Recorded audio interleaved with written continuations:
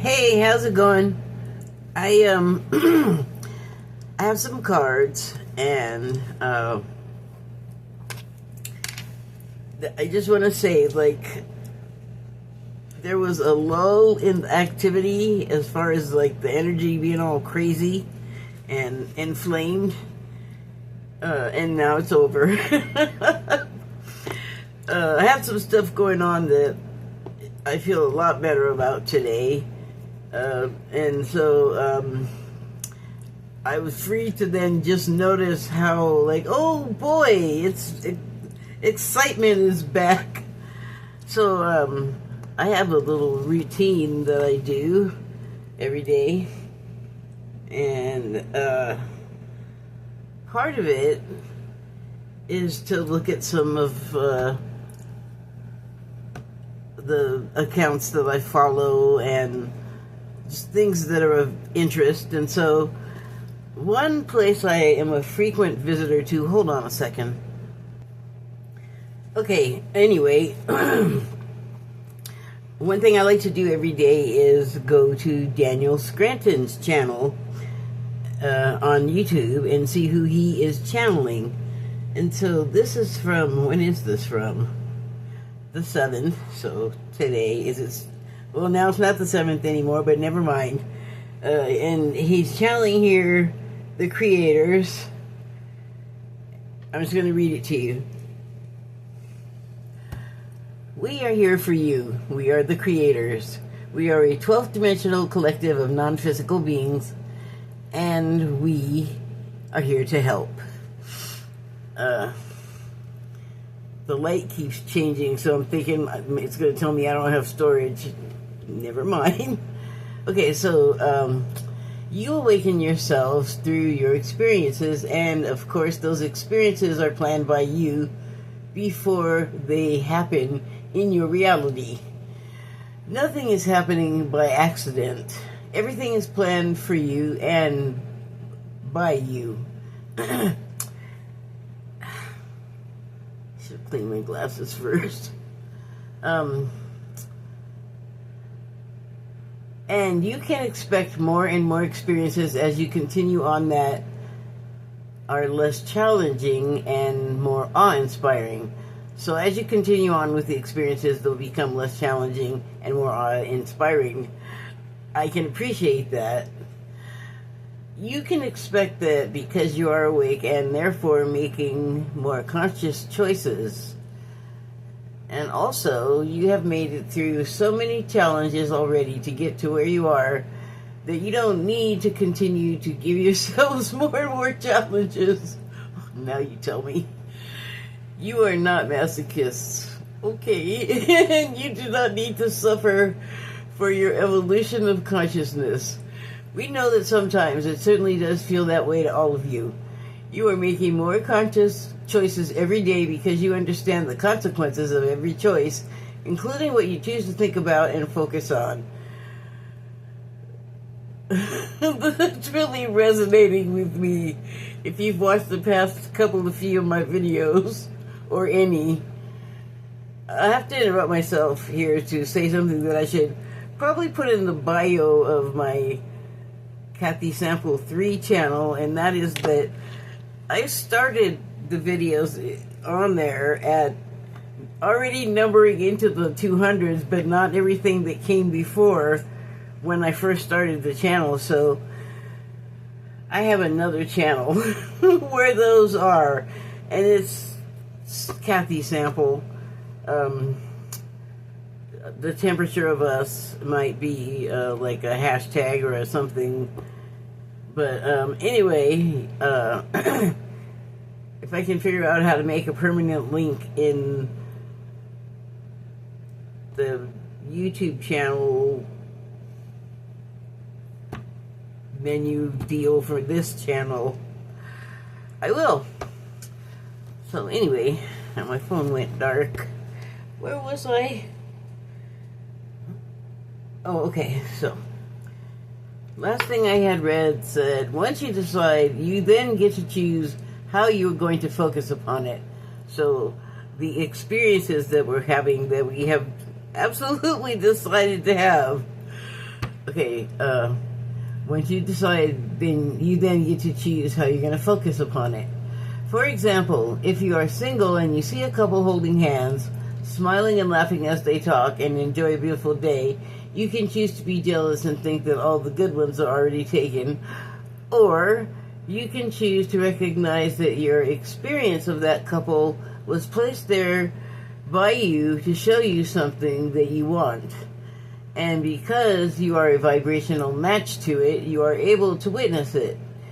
You could have, okay, lighten up for, oh, is it the candle?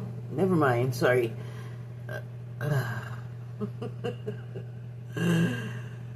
You are a vibrational match to it. You are able to witness it. You could have just as easily seen a couple fighting and having a verbal exchange you would never want to have with another human being. As you recognize that these moments in your life are significant, you will start to be more conscious about what you choose to focus upon and how you choose to focus upon that thing. I have been talking about this kind of stuff like just lately, so I always love a little confirmation.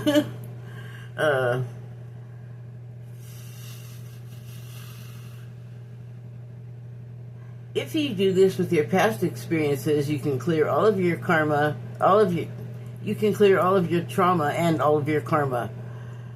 You do not have to be a certain way because of something you experienced in your past was traumatic for you. You can choose to look at it in a way that serves you, and you can grow from that experience. Now, if you did or said something that was harmful to another and you think you have bad or negative karma now and something bad is coming your way, remember that you have a choice in that moment to forgive yourself. You can see what your motivations were in that moment, and you can see that you were coming from a place of lack, a place of hurt. You can have compassion for the previous self that did or said the harmful thing. You can even tell that person that you are sorry. You can relieve yourself of all of your karma, and you can recognize that everyone is co-creating their reality with you. Talk about that a lot, too. You can relieve yourself of all of your karma, and you can recognize that everyone is co-creating their reality with you. I think I already said that. Therefore, the person that you said or did the hurtful thing to may have, in that moment, made a decision within themselves to never be hurtful to another person in their lives. So you see, it could have a positive outcome. That last bit is meaningful to me because I think that's full circle what my recent personal experience that I knew I was going to cause was about, was that there was definitely like that element of like hurt because I just felt like I was not being treated the way I should be. And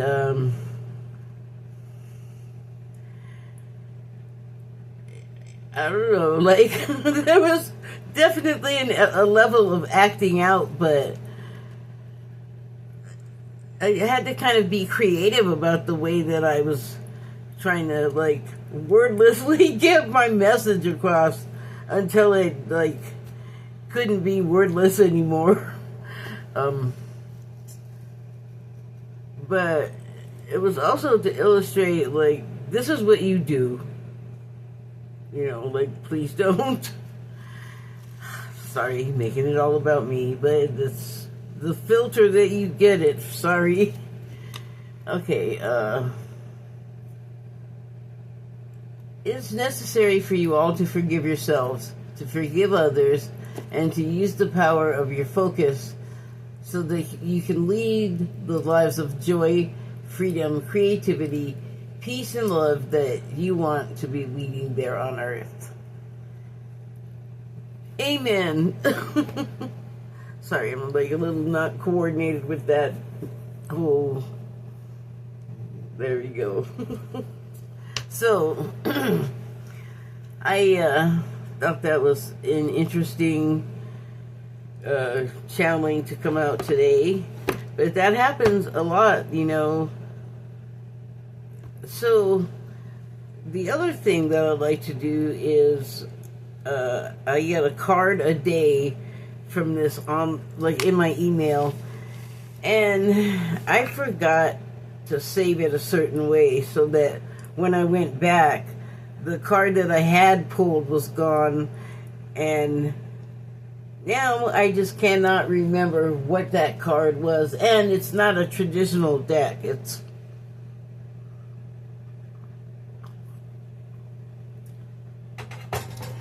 the reader uses like an oracle deck. But what it talked about was how the current times, or I mean, there's like some commentary that goes along with it, and it was talking about how the times are turbulent, or maybe your life just feels turbulent, like at the same time. And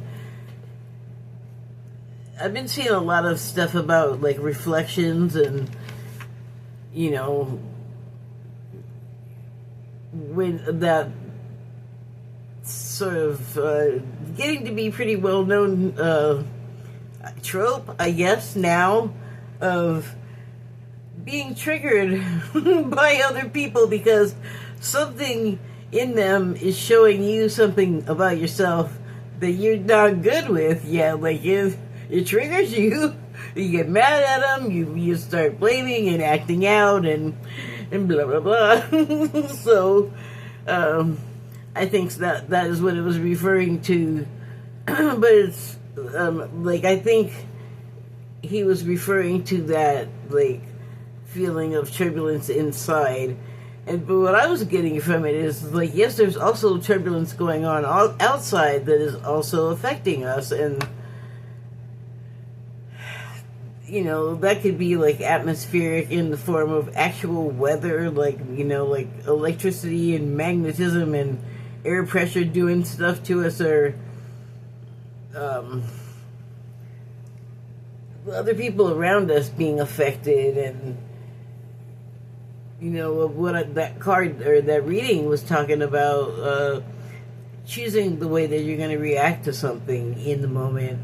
I just not too long ago published a piece talking about that very same thing on Substack.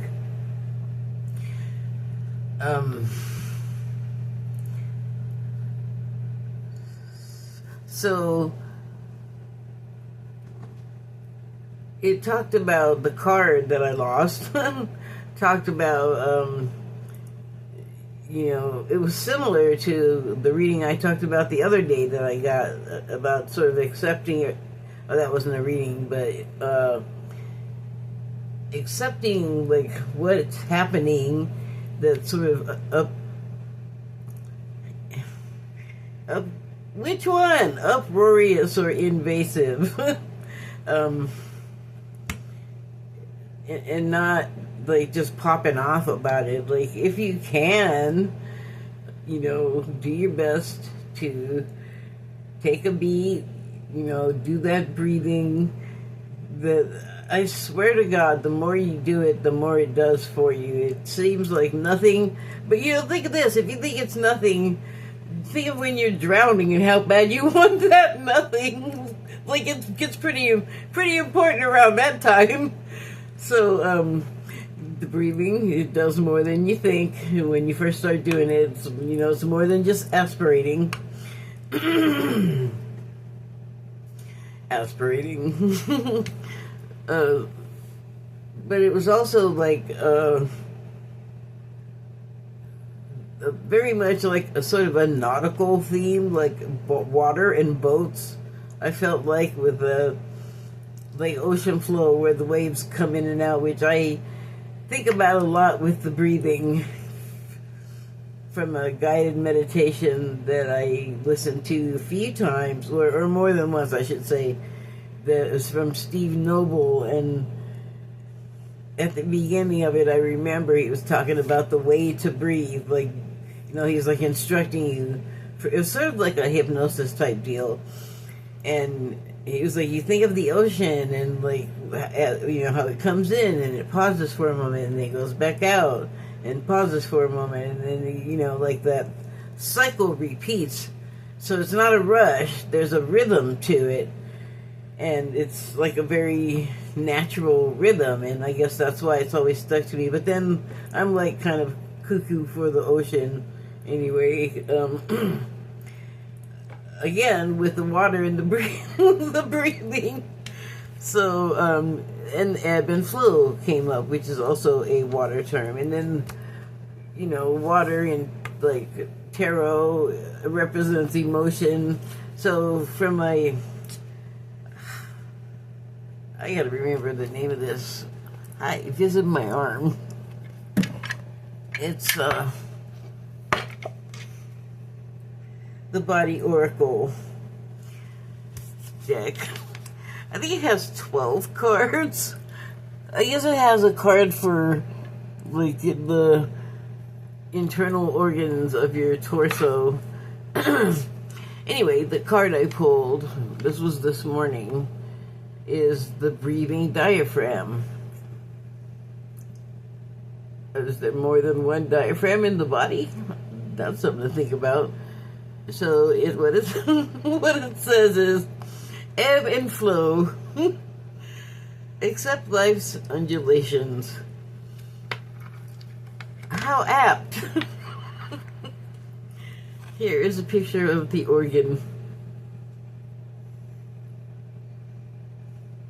It looks kind of lungy and also helmety. Sorry, I don't don't want to go all impression crazy on you. So from the Shaman's Dream Oracle deck, I pulled some cards, and look how perfect for my glasses that I should just stop and clean them. But it's Falling Angel. Not falling. Spiritual Narcolepsy. So I'm seeing something that I really never saw on this card before. And it seems to be a bride and groom. And I think their backs are to us. And they're, like I said, they're a bride and groom. I don't really see any, oh, well, maybe. There's a blurry sort of, could be profile of someone. Oh, and big old robe. Oh, gosh. So, the programming is so Catholic. Look at this guy. Like, in the background, sort of, I was seeing, like, a head over here and like a voluminous dark robe like the priests wear. So a Marian guy, marrying. Anyway, in this deck, it doesn't, I haven't pulled the page from this in a minute. Hold on, let me grab it. Okay, I had to locate the booklet thing. So I know there was something in there that is striking me as important right now. So, Falling Angel. Falling unconscious, spiritual narcolepsy. You are being cautioned now to not fall asleep or go unconscious. You have been flying above the strife and suffering of the world in angelic bliss. However, you risk being seduced by the beauty and comfort of your situation and losing track of your aspirations.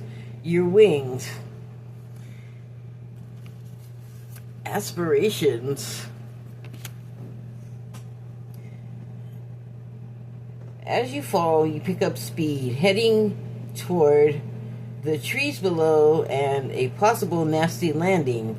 Remember that all you need to do to stop being a falling angel is to spread your wings and halt your descent, and then find an upward draft again.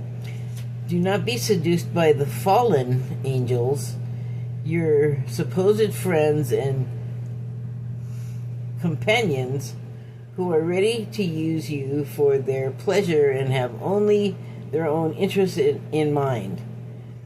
As you roar once more, or as you soar once more in flight, receive the gift of the falling angel as an invitation to study the forest from above the trees.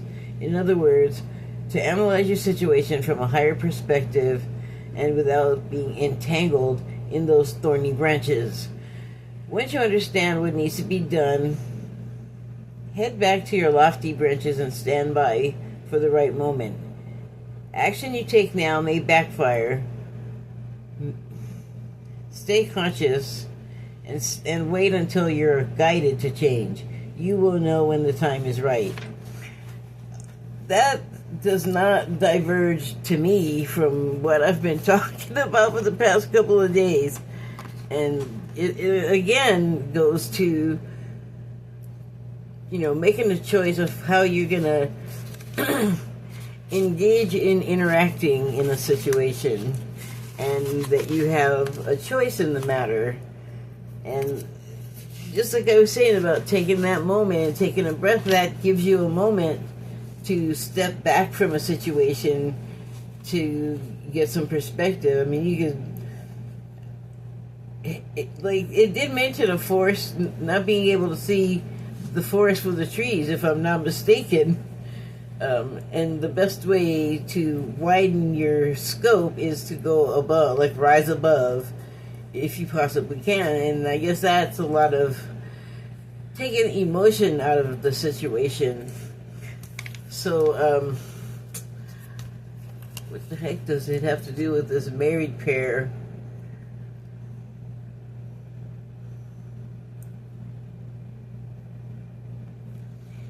There was a lot about caution there too, like who you join up with, or who you hang on to rather, and who you let go of. So, maybe they had the falling angel experience and have had their fallen angel experiences and gotten that perspective and found the right person and energy to align with, which that's an aspiration a lot of people have, is to find their person, find their partner. And then so the next card is beloved.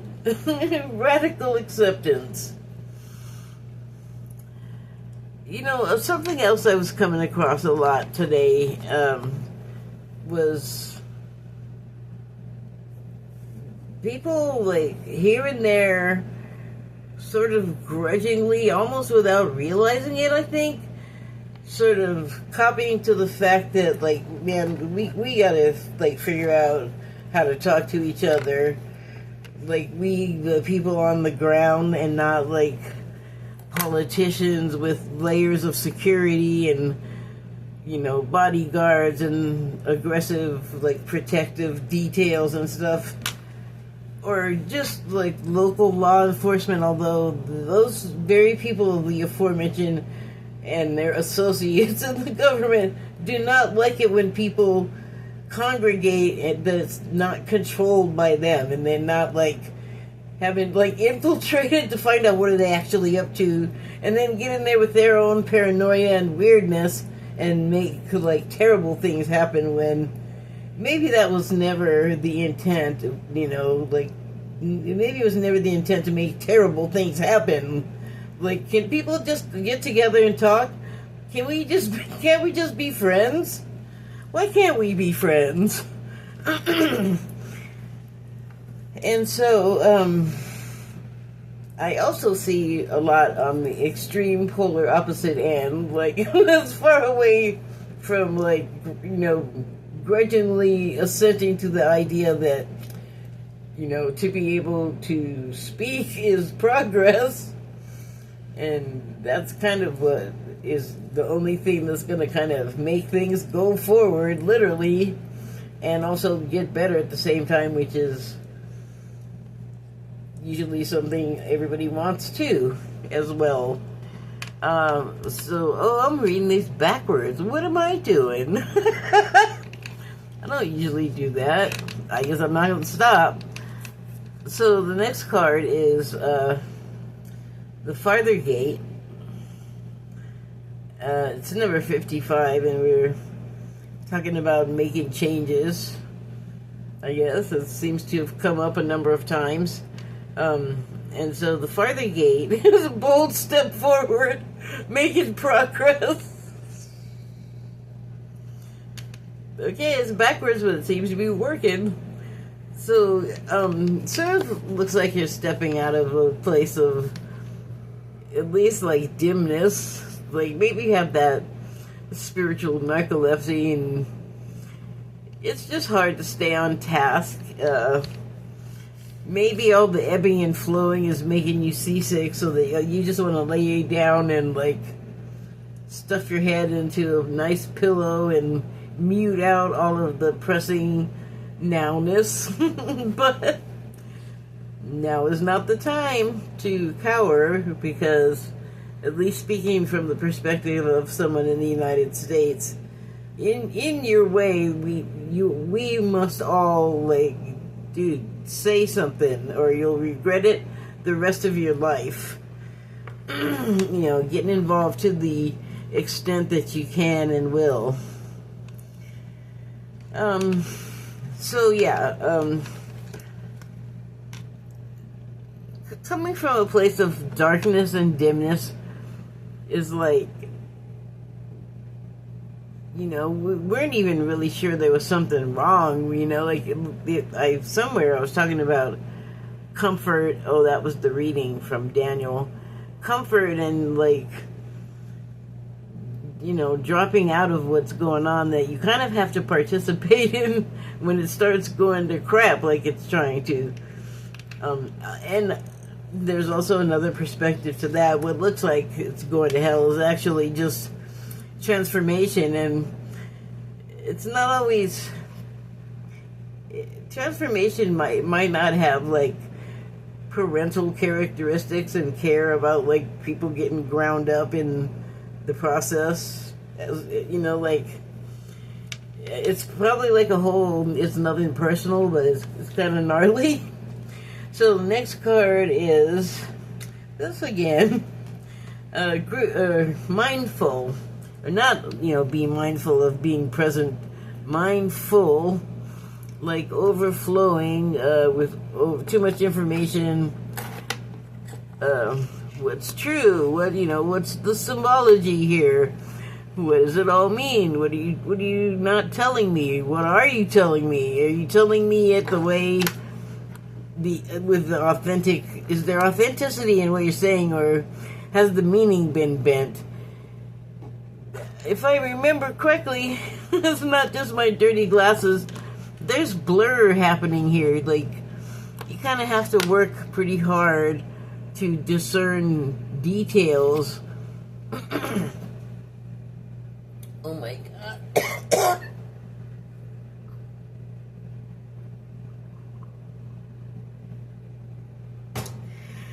Excuse me. Misinformation, gaslighting, and doing it for, you know, like, the bouquets of congratulation. Is there some kind of booze on here?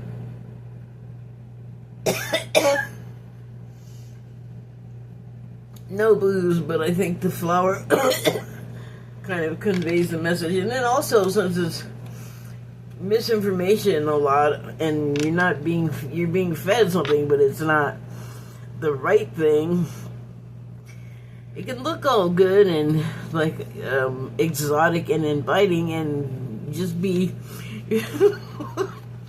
what was that thing in Scotland? I think it was like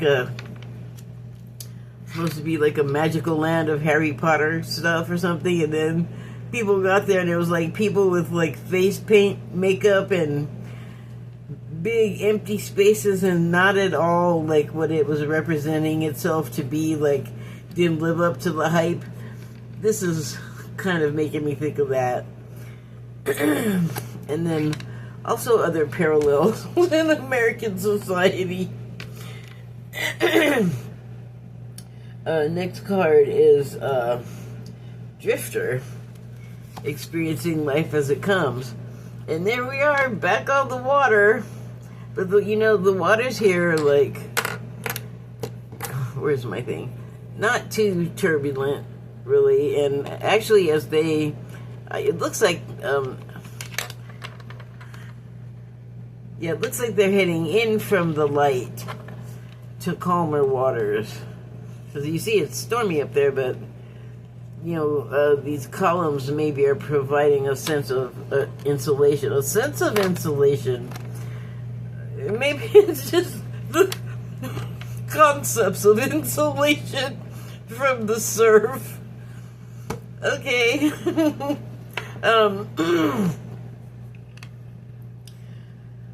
Subtitle, experiencing life as it comes. I mean, really, if you're in the water and maybe you're in a situation where you can't immediately like put your feet on solid land.